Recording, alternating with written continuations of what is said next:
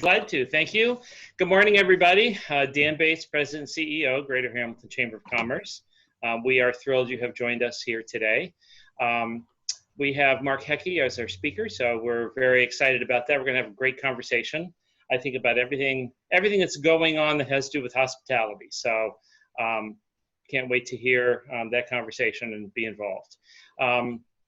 Just want to let you all know that if you're on Zoom, you can ask questions throughout the presentation. If you're on Facebook Live, if you type in your question, then Tiffany will raise her hand and ask your question for you. So everybody gets to participate regardless of if you're on Zoom or if you're on Facebook Live. So I see some familiar faces and I see some new faces, which is great. And with that, I'm going to turn it over to Laura to do self-introductions. Hi, everybody. I'm Laura Merrill with the Greater Hamilton Chamber. So we're excited to have you all here with us today. So I will just go around my screen and we'll do self-introductions. Tell me who you are and what company you're with. So Vicki, you'll get to be first. Good morning. I'm Vicki Fields Garnett, and I'm the manager at the Hamilton Welcome Center. Thank you. Mike Moore, you're next. Hi, Mike Moore, Habitat for Humanity Restores.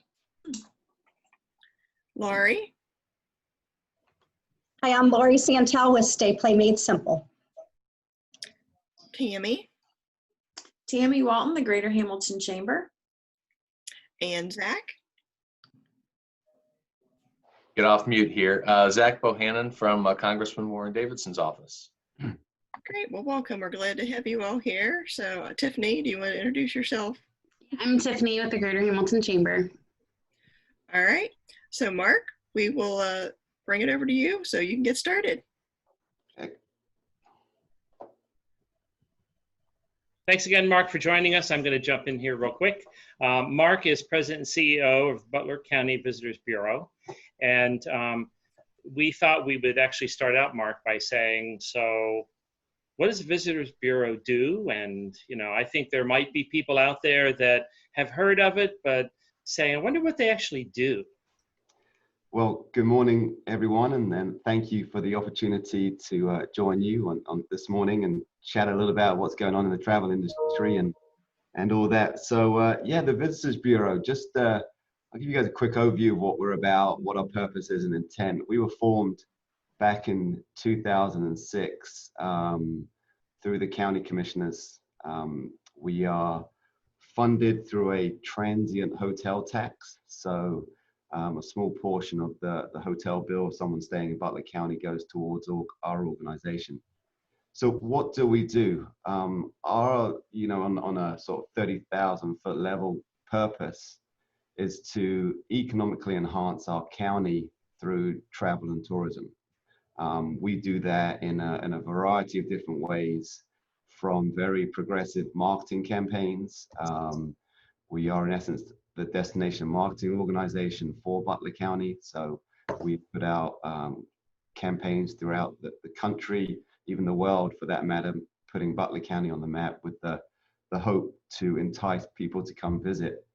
In addition to marketing, we have a very aggressive sales team that really focuses very highly on the event industry, where we go out and entice events, whether it be meetings, conferences, sporting events, and the such, to hold their events here in Butler County, knowing that these visitors spend a lot of money in our community, which is obviously good for all our businesses. And it also generates a lot of tax, which is good for our communities and continue to provide the infrastructure and enhancement throughout our county.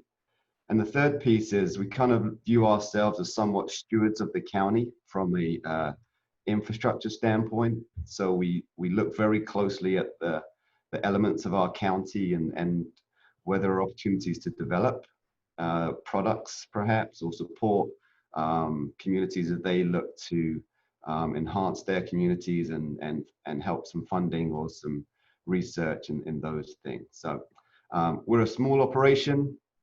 There's 7 of us, but we like to use the expression we take crumbs and make cakes, so to speak. So but it's very interesting times for us now, which I'm sure we're about to get into, Dan. So far away with your next one. You're muted, Dan. Helps to unmute. I know a lot of people are saying, I'm so tired of hearing about COVID-19, but it's still with us, unfortunately, and might be for some time. So how has it impacted tourism and, people coming to Butler County? Yeah, I would probably argue with many that the travel sector has been probably one of the most impacted industries. You take the hotel sector alone, about 50% unemployment still in that sector today. If you want to look at the numbers, in April, when this first kicked off, our hotel occupancy dropped to around 20%. If you put that in sort of comparison to what it is typically at that time of year, it's around 72%. So obviously we're seeing rate drop, we're seeing the number of visitors drop, and it's increased slowly over the months, but certainly way below what is normal for us in our market. Just last week, our occupancy was around 47% in the hotels. Now, one may argue that may sound good, and if we compared ourselves to surrounding states and other counties around us, Butler County is trending very well. But just last week, we were at an 83% occupancy. So significant declines, which is obviously very concerning from that sector. But the travel industry is just not hotels. It's you think about our arts community where even in Hamilton, a fitting center that has pretty much had to shut down.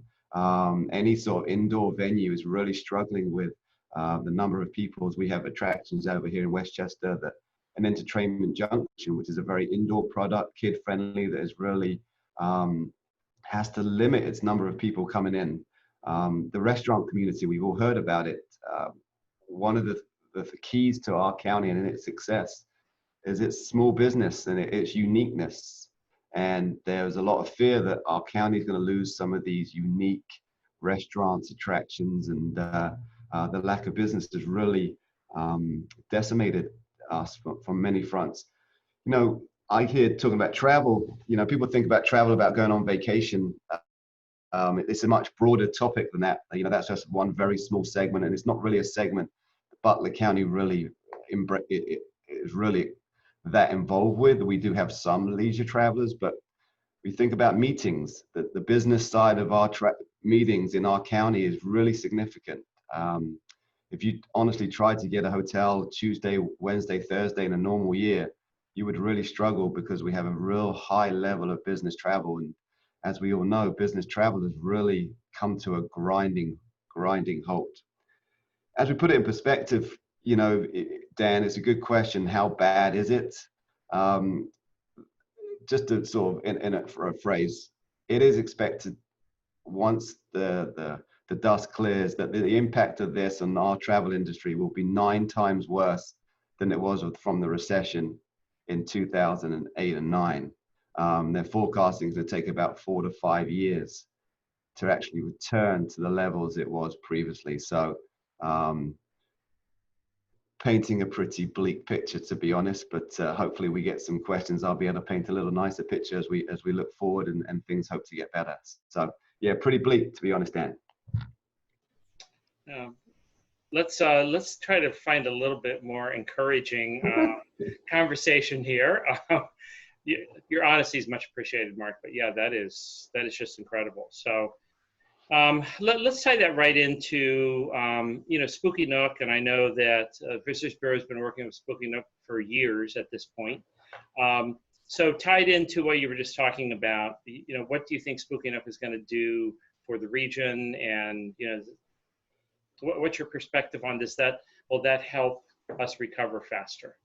I have said I think I even said it when you were there at the groundbreaking, it will be a fundamental change for the makeup of our county in terms of what Spooky Nook will bring in its ability to attract visitors from around the country and the world, and its scale is something that just doesn't exist around here or anywhere for that matter outside of some major big cities with big spaces. So yeah, you're right, Dan. We've been working with Sam and his team for many years, and we're working now. In fact, one of the things this has enabled us to do during a different period of what we traditionally do this time is spend a lot more time looking at the future. Our sales teams have been doing many of what we're doing today, Zoom calls, or we call them Zoom lunch dates, you know, so we've been reaching out to sports organizations around the country and basically talking about Spooky Nook. For example, yesterday we were speaking with USA Table Tennis, looking at bidding on one of their events for 2024. Lots of different things like that. So, but there's also the meeting side of it. So we're doing that on the meeting side as well. We're actually updating all our publications and getting our ads in place to start talking about Spooky Nook and how great it is going to be. So we're very excited. You know, obviously Spooky Nook is one part of it. I think, as you know, Dan, the additional new businesses that will support Spooky Nook are also just as exciting, you know, in terms of the other options that will come about, you know, just by the nature of the draw of some of these huge events will have a huge impact economically, and that will spread out throughout the entire Hamilton and Butler County community. So we're very excited about that project. So aside from Spooky Nook, what else are you guys working on right now? Yeah, so it's a very interesting time for us, and I'm sure it is for a lot of people on the call today. Their work has kind of changed a little bit, and how your traditional approach to what you typically do is not the same anymore, and it's no different for us. Imagine we live in a world, we're trying to attract people to come to Butler County to do whatever, play, work, you know, but right now 50% of the population don't even want to travel. So it really puts it in perspective that we have to be a lot more strategic in terms of how we identify a potential traveler. So, and also what we promote. You know, we pretty much had to halt all our advertising in April in terms of any sort of promotion for Butler County, not because we wanted to, because the general public was insensitive to the time and wasn't appropriate. So we just wrapped up our summer campaign. We did a campaign through June and July, promoting a very much an outdoors experience in Butler County, because that's kind of what the visitors are looking for, and more of a, they don't want to see ads with lots of people in it and things like that. So we did a very outdoor driven campaign. We also did we focused on the Doughnut Trail a lot. The Doughnut Trail, believe it or not, if you haven't heard about it, it's one of our products. Our county is very lucky to have that. You know, we measure everything we do, and the Doughnut Trail has actually exceeded last year's numbers, believe it or not, even when people aren't traveling, but people are traveling for the Doughnut Trail. So we're doing that. So those are wrapping up, but here's what's intriguing for us.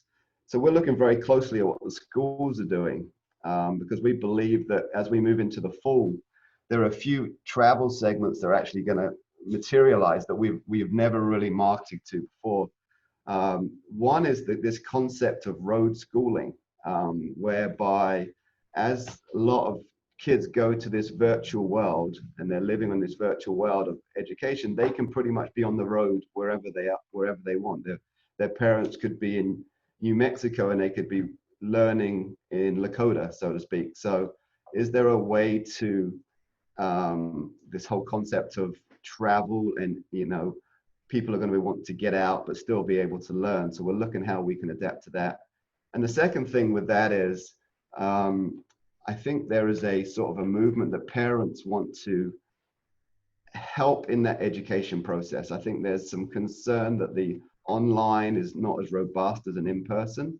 So there might be a thought that a parent of a child might be looking at perhaps getting away, but incorporating education into their trip. So we're now shifting some of our advertising messages more towards you can come here, have a lot of fun, but also there is a learning aspect to that. So that's what we're kind of doing on a marketing front, Dan. Our sales teams, as we've talked about, we're very much looking for the future in terms of events sort of 22, 23, and 24 right now. So we're submitting bids, and so that process is still moving forward. One thing that our sales team is really looking at is one of the real concerns about people's travel right now is the community safe? And you're going to hear me talk about this quite a lot as we get further into this, is that unlike, it's like a new measure now, is that when someone looks to travel somewhere, they want to feel that that community is safe.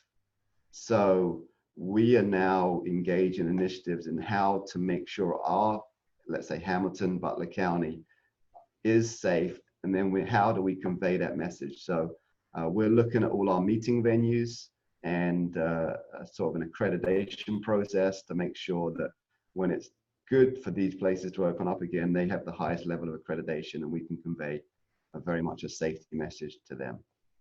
So lots of going on. There's lots going on, believe it or not. So with that being said, Mark, like, there's people on opposite ends of the spectrum. Is it safe to travel? I mean, is it safe to travel not only from the county, but to other states and that type of thing? And what should people be looking for when they travel? I would absolutely say it's safe to travel if you are being safe yourself. We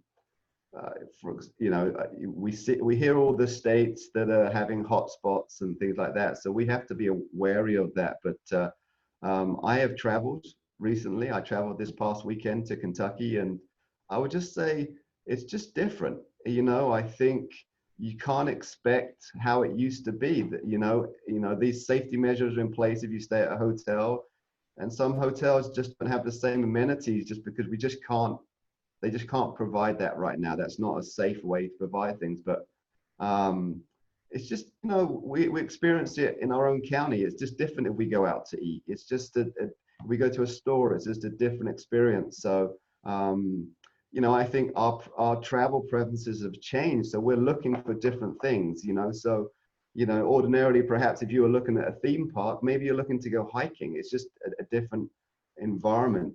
And I think that it's totally safe to travel now. I mean, like everyone else, I listen to what Governor DeWine says in terms of the states we should be going to and which ones we cannot, and should we abide by quarantines and all those things. So, I think, if you think of the hotel industry and any of these attractions, it only behooves them to provide the safest environments possible. They have to. So everywhere I've been, it seemed very safe, so to speak. You and I have been part of an initiative that we've been working on lately, but you have taken the lead on this. And since it hasn't been launched yet, probably nobody on this call knows about it. So do you want to talk about the CARES initiative and what's about to become visible in Butler County? Yeah, great. And Dan, I know you've been part of this from the beginning, but so there is a group that's being formed. It's been together probably about 2.5 months now. It was first formed, Commissioner Carpenter, Butler County Commissioner Carpenter formed a group comprising of all the chambers, the Visitors Bureau, EMA, Butler County Health, Community Development, and of course the commissioners, to look at helping our county from a safety awareness and education point to get through the COVID-19. So this group meets weekly to discuss how our county can put initiatives in place to, help our residents and our visitors be safe, in essence. So there are multi-components of it, and I think I'm not in charge of it, as Dan just said, to say the least. What we, the Visitors Bureau, are heading up right now is an awareness campaign, very much and you'll see billboards up. There's a whole slew of marketing components about just the very simple things that we've been being told about: wearing your mask, keeping your distance, and washing your hands. The thing I'm not going to spoil right now, because I want you guys to go out and see some of these billboards, but it has kind of a intentional, a cheeky message, let's put it that way, to grab people's attention. So if you have seen any of our Butler County digital billboards, where we have those going up, you'll see some street banners coming up soon. And if you're a resident, you'll get mail pieces and things like that. So it's about to become very prominent, but it's sort of the county's first sort of big attempt to help educate our residents and more so portray to those around us, or not only our residents but our visitors, that we are safe. So it's and there'll be a website that'll come with it and things like that to complement everything we're doing. So it's a big endeavor with a lot of people involved who all have aligned with the understanding that it's really important for our county to be safe. So, and Dan is a part of that too. And special thanks for Dan to being on that group as well. You want to talk about the sanitizing stations and kind of the view is of those? Yeah, so one of the things that, so our county, we had a lot of discussions about identifying events in our community, whether it be festivals and events, identifying areas that have high traffic, such as malls or attractions, and those areas that perhaps there are spikes in the number of COVID cases. Working through the health departments and their recommendations, that we now have a pool of 500 hand sanitizer units that are now available to be, in essence, distributed throughout the county in mass, in small amounts where they're needed. So, for example, one of the events we've already targeted is the Hamilton Palooza, where these will be used. They'll be going to be, like Miami home move-in day, they're going to be there, but they're going to be started to be scattered out through the county as well, in those high density areas. Just another small vehicle to help people remain safe and continue to convey this message. So that should be up and running actually today. Actually is sort of the big rollout day of that. So going forward, Mark, what do we as a community or other communities need to do to encourage more visitors to come back? And you've mentioned some of these things about feeling safe and things, but what can we do to turn this around? Yeah, so as I mentioned, I can, as the Visitors Bureau, we can only promote what is in our county. And we are very concerned about the small businesses in our county. And these small businesses, they're doing everything they can to be safe, and we need to get out as residents and support them to help them get through, because they're what make us different, right? I mean, we don't want to be this stereotypical suburban community. We want to be somewhere that people aspire to be, or want to move to, or want to visit, or want to, work. So, and that character and charm is typically built through our small businesses. So, I know there is concern about getting out, but, certainly think about these, patronizing our small businesses and being safe at the same time, embracing the fact that it's okay to be safe at the end of the day. That's okay. That's the norm today. And that, so that's my own, sort of right now, Dan, is, to get out and check out on our small businesses and sort of go visit them and spend some money and get them through, so to speak. So Tiffany, Laura, do we want to see if we have any questions from the audience? I don't have anything on Facebook Live, so we'll open it up for questions right now to those of you on the Zoom call. Hey, Mark, was just curious, what would you say is one of the most promising or exciting opportunities that has arisen from the pandemic? I know tons of changes or challenges, but one of the things that maybe excites you or an opportunity that you might see coming out of this in the near future or distant future? Yeah, it's a really good question there, Zach.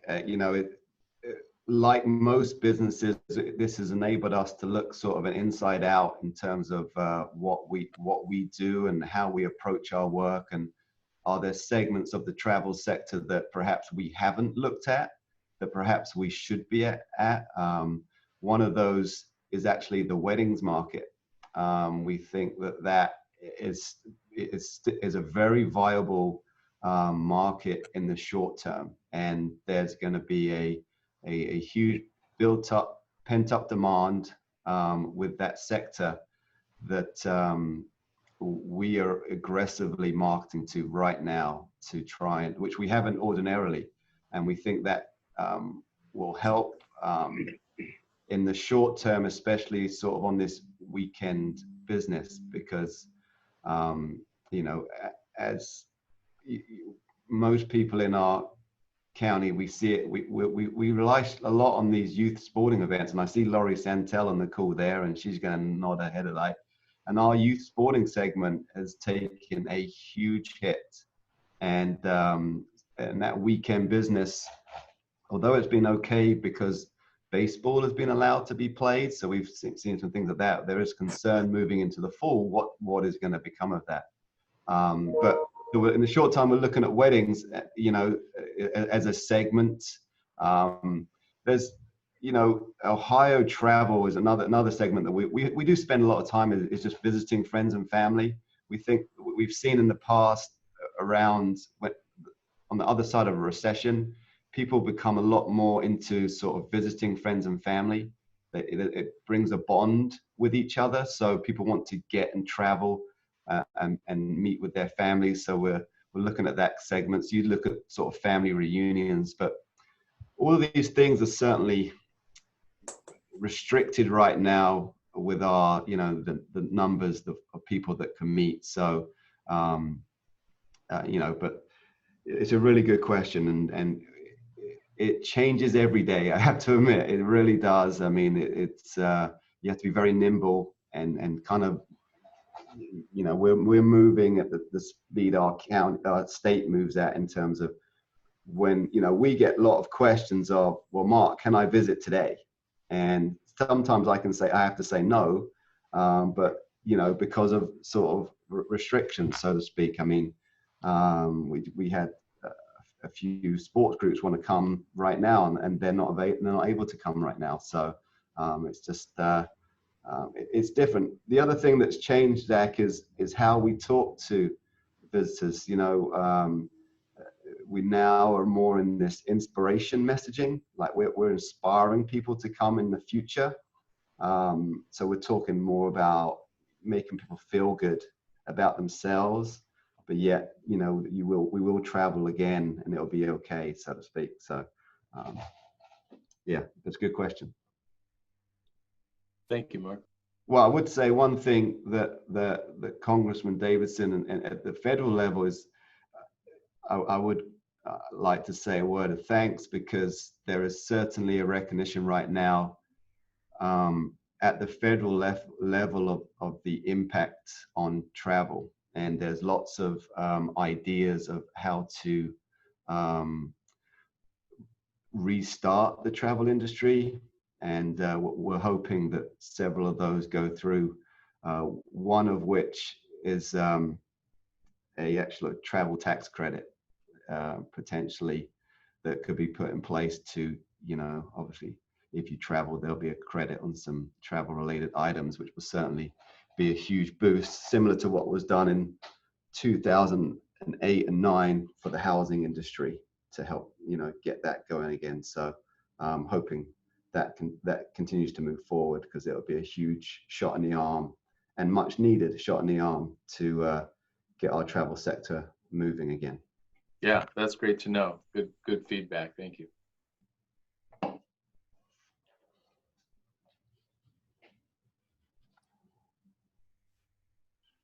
Mark, it looks like we've got a question in the chat. So can you tell us about any future events that has shown an interest in our area once the COVID-19 is history? Any future events that have shown an interest?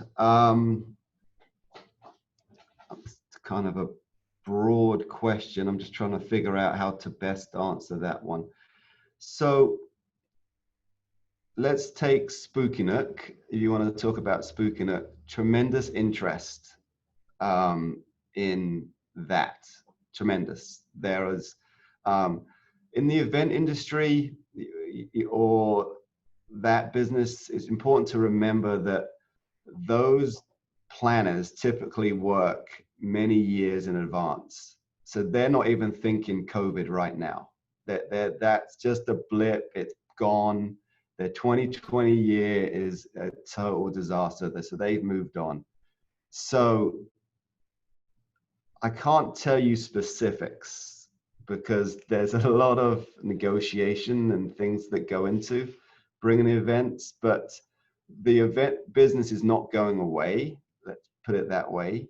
And these event planners are out there today. Now, what is the opportunity for us is some communities and organizations such as ours have rolled up and really had to furlough and things like that. We took a kind of a different stance and were really aggressive on our sales efforts to try and help these planners, because their world was put into a bit of a tailspin, and communicating to them that our county is, we will be here in 21, 22, 23. And the response has been very favorable. We haven't had any existing event that has said we're not coming back, or, we're concerned. It's like most of us, I think 2020 would just be that year. It would just be, most of our calls or most of our conversations there's a lot of interest, and it continues to grow. To talk about the positives, and I haven't done a very good job of this, to be honest, I put a bit of doom and gloom on where we are. We are actually in a very good spot as a community. Let's put this in perspective. If we were in the travel sector in Miami right now, or New York right now, we would be really in worse shape. We don't rely on air travel. We don't rely on international travel. Travelers today are looking for road trips. They're looking for a more suburban, open air environment. They're not looking for downtown congestion and things like that. We have easy accessibility of I-75. So we have a lot of things that people are looking for right now. All those people that are planning to go to Disney World, they're not doing it now. They're not going. They're saving their money. They're looking for more affordable things to do. So there's a lot of interest in our community, and the events will come back strong, if not stronger, I believe. And the other thing that's allowed these event planners is allowed them time to do a little bit more research into other areas to go visit, and that's really helped us, is because it's a very competitive sector that we're in as we try and bring some of these bigger events. If you talk about a Spooky Nook event, that we're bringing a conference with, let's say, 2,000 attendees. The event knows they're very lucrative to a community, but so do a lot of other communities know that's very lucrative. So it's a very competitive environment. So we bring people in all the time for site visits and things like that, and that's continued even during these times. We've brought people in. They're touring Spooky Nook, they're touring our county. So we have no doubt that the event industry will be back, and we're very engaged with that in terms of the the new protocols they're working on, the new technologies. You know, some of the things that are out there are very, very clever. You know, I was reading at one conference, they actually, instead of your name tag, it's a little device that monitors how close you are to people. So if you got too close to someone, it started beeping, which I thought was kind of very interesting. But these things will be solved, and we'll get back to normal. But it's a good question. Well, we've got a little addition to that question. So therefore, would you say we need to work at assuring our small businesses must survive now to support these future events and make us more marketable? Absolutely. You know, I apologize to any big brands on the call, but we'll take an event. Let's take a conference. When they come to town, you know, the meeting spaces from place to place do not vary too often. You know, it's pretty standard space. You can offer the similar amenities. What these planners look for is the community they're coming to and what experiences their attendees can go to. You know, let's take the shopping world. Having a Target is everyone probably loves going to Target. You know, it's great, but it doesn't differentiate us from anybody. So yes, those small businesses are what we market. That is the angle. You can do X, Y, Z. You can't do these things in other places. You can go to this Neil's barbecue. You won't get that anywhere else. You can get these experiences here, and that is really a huge attractor. Huge, how we are able to differentiate ourselves from our competition. And so that's kind of why these small businesses are very, very key for us and are very much a part of how we market our county when we are out and trying to entice these events to come to our community. So that's a really good question. Mark, I have a question. Yeah. The Doughnut Trail was such a huge success and continues to be. Our staff actually completed the Doughnut Trail together, which we had a blast doing. Have you guys thought about doing any other types of trails? I've had people say, oh, it'd be fun to have a brewery trail or a barbecue trail. Any thoughts? Yeah, that's an excellent question. Yes, the Doughnut Trail has been, in essence, what our golden egg, so to speak, in terms of its success and things like that, and has prompted a number of questions about, to your point, beer trails, ice cream trails, pizza trails, and things like that. We haven't gone down that path just yet, and the reason is the Doughnut Trail is in our mind still in its infancy, although it's like almost 30,000 people now have completed the Doughnut Trail from all over every state, so many countries. We decided in the short term, we're going to focus on making the Doughnut Trail better. So what we instead of starting a new trail, let's make what we have even better. So we have just rolled out a digital sort of coupon platform that will be layered with the Doughnut Trail. We have added a phone line for a Doughnut Trail Concierge, you know, what we want to leverage the trail is to get people into other businesses. So the couponing and discounts, now we can talk to these 30,000 people and say, hey, look, you've done the Doughnut Trail. Look at all these great places you can now get a discount at.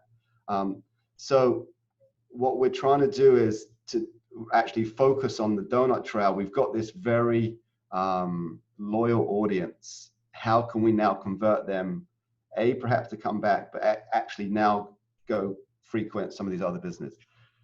We have definitely talked about it in terms of another trail. It's just one of those things. It's a manpower thing, or just our team and its ability to do it right is the thing. So our focus right now is on the Doughnut Trail, and as I mentioned earlier, that through these times, the Doughnut Trail is an excellent activity for people because you can do it with your family. It's just you in your car and you're just going in and out of a donut store. It's a very sort of safe environment. So we've seen sort of record numbers on that. But I won't say never. Let's put it that way. That strategy makes perfect sense, and I love that you're adding the coupon piece to it for other small businesses. So I think that's really great. Vicki just put in the chat box, tell us about the Secret Shake Society. Yeah, I am fortunate to have a very, very creative marketing team, and I challenge them all the time. Just like the Doughnut Trail, what we try and create, are campaigns that will have a huge PR side of it. So we want people to start talking about us. We have a belief that me telling people how great Butler County is okay, but having someone else talk about how great the county is much more valuable. So we do some non-traditional marketing campaigns. The Doughnut Trail was actually a non-traditional marketing campaign that we came out with the intent of, oh, well, look at this trail about donuts and we might get some PR and get some people to look at us, and it just spawned into this other big thing. Well, the Secret Shake Society was our sort of next initiative. So again, we wanted to take some of the assets that our county has, and we have a number of restaurants or small businesses that make milkshakes. So we went to them and said, this is our idea. We want you guys every 2 weeks to come up with a one-of-a-kind milkshake. You can't buy it on the menu. You can only get it if you actually go up and say you're in this Secret Shake Society. So they were like, this is great. And what we did was we basically, to all the visitors, basically saying, hey, we've got every 2 weeks, we're going to unveil this new milkshake. But the only way you can hear about it is if you belong to the Secret Shake Society. Well, another program that has grown significantly, and actually Forbes just wrote an article about our Secret Shake Society and its creativeness and how, again, we're getting people to talk about something. So then there's a sense of belonging, and it's like the trail. There's an opportunity to complete something. So yeah, I think we have about 3,000 people in our society right now, and they get special emails, special notifications, and they go out and they go to all these small businesses and they, I think it's the next one is a tiramisu milkshake, and they go and order it, and here's what happens. This is part of the journey, is someone will get that, the person in line behind them will see it and wonder, what is that? Because it's kind of like the allure of the In-N-Out restaurant with their secret menu. This is the same sort of idea. There's a secret menu that the general public doesn't know about, but they want to know about it. So, but again, it's been a success. It's been a success. But it's a good question. I'm going to sign up for that today. Some of these milkshakes are out as well. For starters, they're huge, but that's the other really cool thing is, so we're getting engagement at the local level with these business owners, trying to help them, and they're responding, being very creative, taking time and coming up with some very unique ideas. And again, it's back to this marketability. We now know that we can market this from, it's just not your strawberry milkshake. It's this decadent chocolate whirlwind surprise. Like, wow, that sounds awesome. So now that's much more marketable for us than a traditional, stereotypical strawberry milkshake. So again, it makes us, it's just something to talk about, how we're different, how we're great. So it's a good question.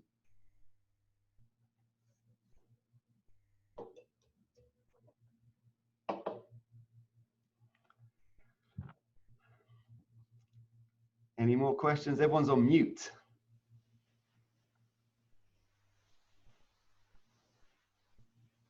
Well, while I'm here, I'm going to put a shout out for Vicki at the Hamilton Welcome Center. You know, if you haven't been to the Welcome Center, you should go down there. Vicky's the one in charge right down there. And we at the Visitors Bureau, we work very closely with Vicky and their board. It's a really good relationship. So we are brainstorming all the time, and Vicky is a willing partner, which has made things seamless in terms of as we continue to navigate these times, and we'll be a lot brighter on the other side. So if you see Vicky, say thanks. She does a really, really good job as a really strong ambassador for the city. So we're lucky to have her.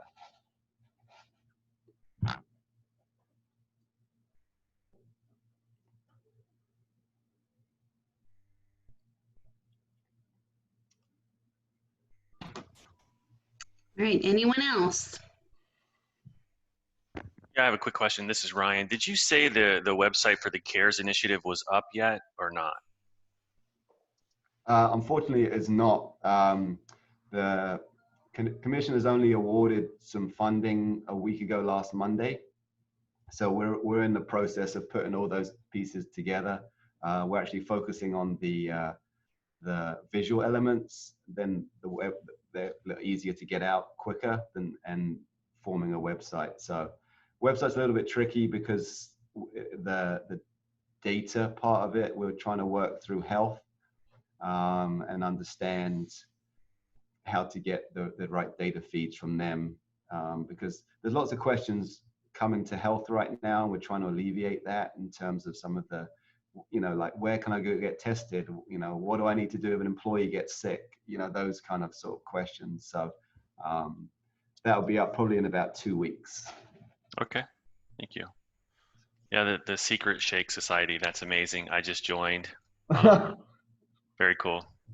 Excellent. Well, you'll get an email like every 2 weeks. This is where to go. I have to admit, I don't know how long. I think it only lasts for a short amount of time too. It only probably has a run for like 12 weeks, and then we go away, and then it's quiet, and then we re-engage it again and get everyone excited again. So yeah, well, welcome to the club. Yeah, welcome to the society. Excellent. Society, yes, you're a member. So I think you used to get an ice cream scoop. I can't remember now. I think we actually set, I don't know whether we still do it, but the originals, we actually sent out your own little ice cream scoop. So you might get one of those in the mail. Maybe, I don't know. Just another way to further market our county. Yeah, it's a great idea. I had never heard of it. Is everyone on this call already part of it, or am I like completely new? No. I'm going to post the link right here so y'all can go join. It's in the chat. See, it's very secret. That's some of the allure of it is actually a very small thing, but it does definitely. But thank you, Brian, for sharing that. So now you. Well, guys... I think it's great because as a family, we're always looking for, like you said, that unique thing to do, to get out of the house, and who doesn't like a milkshake, especially a specialty one? So yeah, great idea. I mean, and you know, you bring up a really good point, Ryan, is again, what we can do is, why don't we go out and you know, check out some of the attractions in our community. You know, you see my backdrop of Pyramid Hill. Have you been out there recently? You know, get out there. You know, we've got some wonderful attractions in our county close to us. You could drive today and experience them, and they're safe. They've got all the protocols in place, you know, and they would love to see you, you know, and they're a very important part of our fabric, of not only of our travel industry, but of our community. And so, yeah, I challenge each of you to get out there and go visit some of these places. All right, anyone else?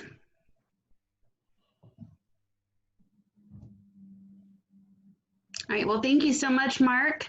I really appreciate you sharing some info and spending some time with us this morning. Ryan, I also just joined the Shake Society, and I'm going to push that out on the Facebook platform today. So Thank you guys so much. Next Tuesday at 9 a.m. Laura, who do we have next Tuesday? Oh, you're muted. That's a really good question. Let me see who is next week. Next week is the 18th. So we are looking at another fabulous speaker. We've been doing this coffee and conversation for quite a few weeks now. I don't know, we're probably on about month 3. So we've had amazing, amazing conversations every week. And we're just excited that everybody wants to hop on with us and hear a little bit more. Next week is Jamal Maxim with Jamal Maxim LLC. Okay. So we will find out. Let's see. He has business leadership. Okay. So we will find out some more exciting details next week. Great. So you can register for that at hamilton-ohio.com. And again, thanks so much. And thanks for all the Visitors Bureau does for our county. Thank you. Thanks. Have a great day, guys. Thanks, Mark. Thanks, everyone.